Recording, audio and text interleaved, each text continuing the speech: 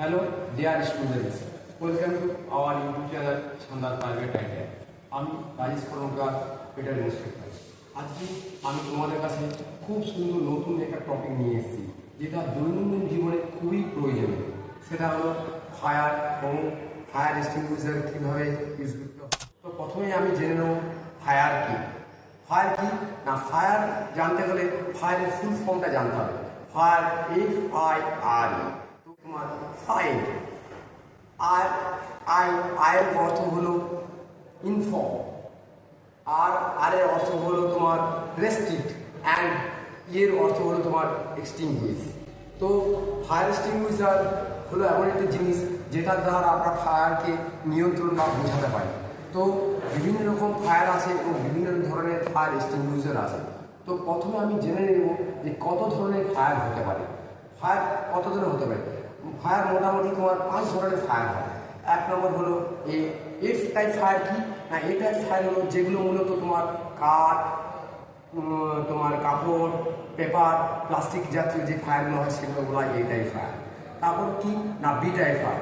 B type fire কি না, B type fire হলো তোমার লিকুইড জাতীয় যে ফায়ারগুলো আগুন লাগে, যেমন তোমার পেট্রোল।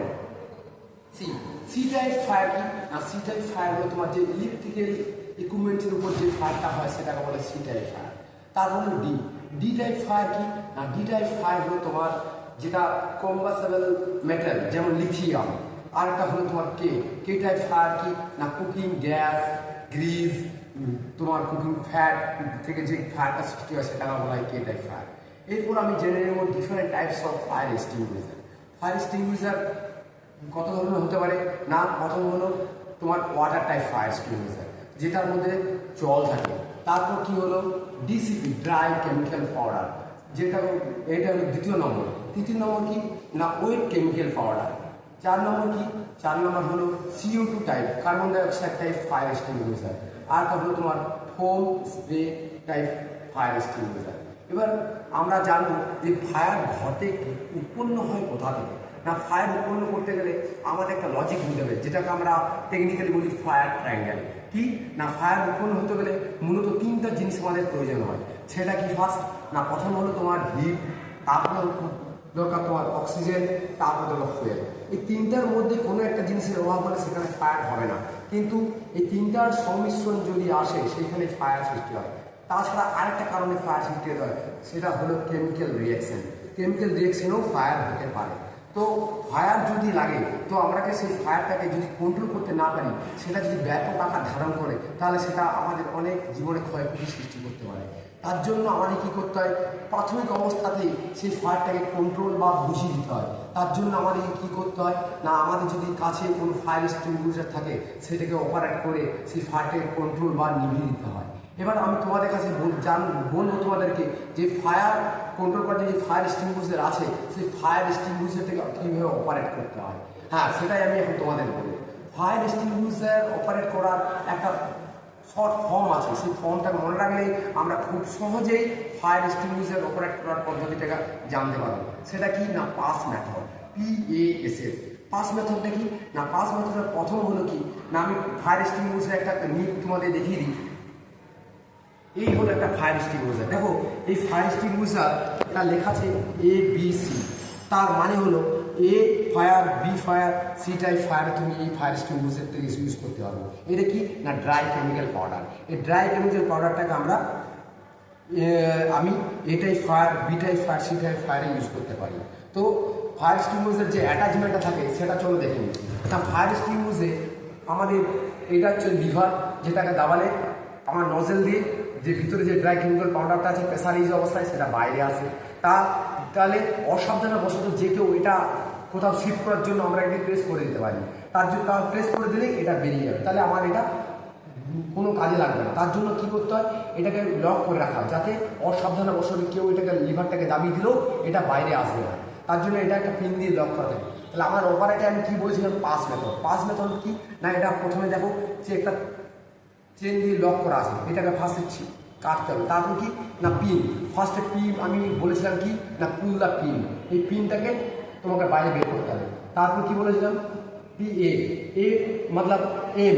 এম কি না, এম মানে কোথায় ফায়ারটা লেগেছে সেই ফায়ারটাকে আমি লক্ষ্য করে সেখানে এম মানে লক্ষ্য করবো, স্থির করবো কোন জায়গায় আমি এক্সটিংগুইশারটাকে অপারেট করবো।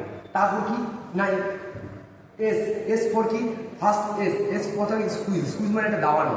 আমি এটাকে দাবিয়ে ভিতরে যে প্রেসারের অবস্থায় আমার ড্রাই কেমিক্যাল পাউডারটা আছে সেটাকে আমি বাইরে বের করবো। এটা আমি দাবালে এই প্রেসারাইজ অবস্থায় নজল দিয়ে বাইরে আসবে।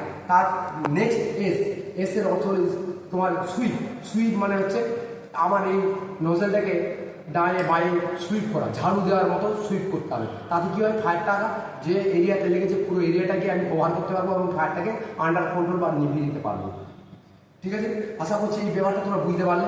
আর একটা ফায়ার এক্সটিংগুইশারের যে ইম্পর্টেন্ট জিনিস সেটাকে আমি বলবো, সেটা কি না ফায়ার এক্সটিংগুইশার কাছে থাকলে নিয়ে গিয়ে আমি অপারেট করে দিলাম, এটা হবে না। কারণ কি না ফায়ার এক্সটিংগুইশারটা এটা প্রেসারাইজ অবস্থায় থাকে এবং সেখানে একটা মিটার থাকে।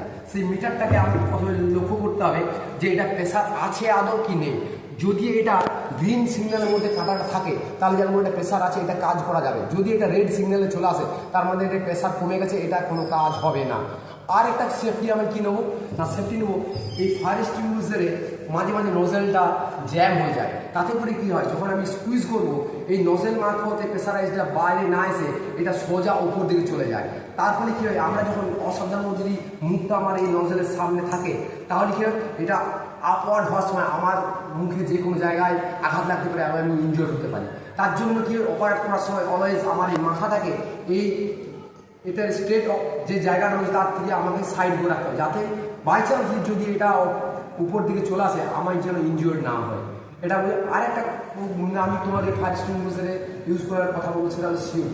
CO2 ইউজ করাটা হচ্ছে কি, CO2 কার্বন ডাইঅক্সাইড প্রেসারটা পুরো ভিতরে থাকে এবং যেটা অপারেট করার সময় কী হয় বাই ফোর্সলি বাইরে আসে এবং সেটা কী হয় পুরো তোমার নজেলটা ঠান্ডা হয়ে যায় এবং সেখানে তোমার যে একটা রাবার ওই ইনসুলেটেড থাকে সেটা যদি আমি হাত না দিই তাহলে কি পুরো মেটাল থেকে পুরো ঠান্ডা এবং আমাদের হাতটা কোল্ড বার্ন হয়, সেটা আমরা বেশিক্ষণ ধরে রাখতে পারবো না।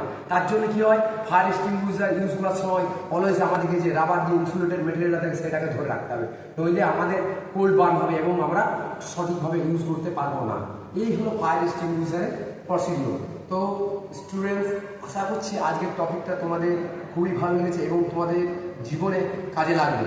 তো যদি ভালো লেগে থাকে আমার আজকের ভিডিওটা তোমরা অবশ্যই লাইক, শেয়ার এবং কমেন্ট করে দিও। তো পরবর্তী ক্ষেত্রে আবার একটা নতুন কমেন্ট ভিডিও নিয়ে তোমাদের কাছে আমি আবার আসবো। ধন্যবাদ।